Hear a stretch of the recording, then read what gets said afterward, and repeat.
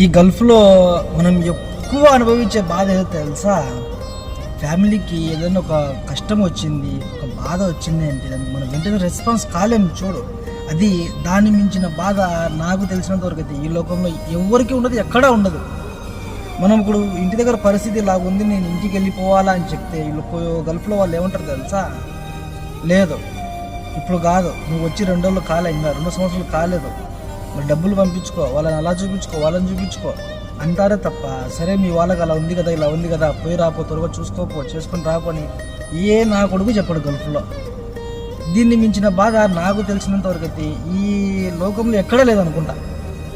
ఒక కష్టం వచ్చినా చూడలేము, ఒక సంతోషం వచ్చినా చూడలేము. అందరూ నా నెలకి 30,000 సంపాదించున్నావు, 40,000 సంపాదించున్నావు, నీకేం బాధలు అంటారు.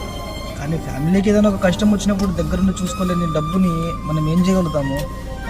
నాకు చాలామంది చెప్పారు, డబ్బులు సంపాదించున్నావు కదా నీకేంలే అంటున్నారు. కానీ ఫ్యామిలీకి ఇలా కష్టం వచ్చినప్పుడు మన దగ్గర లేము కదా, అది కనుక ఆలోచించాలి కదా.